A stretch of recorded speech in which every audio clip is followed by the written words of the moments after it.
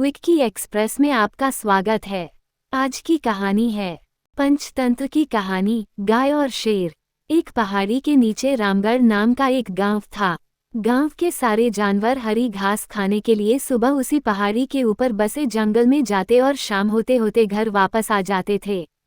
हर दिन की तरह लक्ष्मी नाम की एक गाय अन्य गायों के साथ उसी पहाड़ी के जंगल में घास खाने के लिए गई थी। वो हरी घास खाने में इतनी ज्यादा प्रसन्न थी कि वह कब एक शेर की गुफा के पास पहुंच गई, उसे पता भी नहीं चला। शेर अपनी गुफा में सो रहा था और वह पिछले 2 दिनों से भूखा भी था। जैसे ही लक्ष्मी शेर की गुफा के पास पहुंची, गाय की खुशबू से शेर की नींद खुल गई। वह शेर धीरे धीरे गुफा से बाहर आया और गुफा के बाहर गाय देखकर खुश हो गया। शेर ने मन ही मन सोचा कि आज उसकी 2 दिनों की भूख मिट जाएगी। वो इस तंदुरुस्त गाय का ताज़ा मांस खाएगा और यह सोचकर उसने एक तेज दहाड़ लगाई। लक्ष्मी शेर की दहाड़ सुनकर डर जाती है। जब वह अपने आसपास देखती है तो वहां दूर दूर तक उसको कोई भी दूसरी गाय नहीं दिखी। जब वह हिम्मत करके पीछे मुड़ी तो उसे सामने शेर खड़ा हुआ दिखाई दिया। उस शेर ने लक्ष्मी को देखकर फिर से दहाड़ लगाई है और लक्ष्मी से कहा, मुझे 2 दिनों से कोई शिकार नहीं मिल रहा था, मैं भूखा था। शायद इसलिए भगवान ने मेरा पेट भरने के लिए तुझे मेरे यहाँ पर भेजा है। आज मैं तुझे खाकर अपनी भूख मिटा लूंगा। शेर की बात सुनकर लक्ष्मी डर जाती है। वह रोते हुए शेर से कहती है, मुझे जाने दो, मुझे मत खाओ। मेरा एक छोटा बच्चा है जो अभी सिर्फ मेरा ही दूध पीता है और उसे घास खाना अभी तक नहीं आया है। लक्ष्मी की बात सुनकर शेर हंसते हुए कहता है, तो क्या मैं अपने हाथ में आए शिकार को ऐसे ही जाने दूं? मैं तो आज तुझे खाकर अपनी 2 दिनों की भूख मिटाऊंगा। शेर के ऐसा कहने पर लक्ष्मी उसके सामने रोने लगी और विनती करते हुए कहती है कि आज मुझे जाने दो।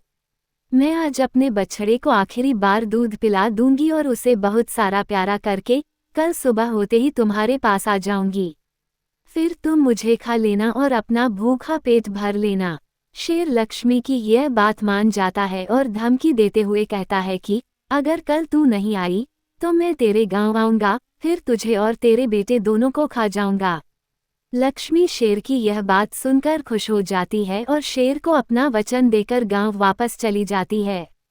वहां से वह सीधे अपने बछड़े के पास जाती है, उसे दूध पिलाती है और बहुत सारा प्यार करती है। फिर बछड़े को शेर के साथ हुई सारी घटना बताती है और कहती है कि उसे अब अपना ख्याल खुद ही रखना होगा। वो कल सुबह होते ही अपना वचन पूरा करने के लिए शेर के पास चली जाएगी। अपनी माँ की बातें सुनकर बछड़ा रोने लगता है।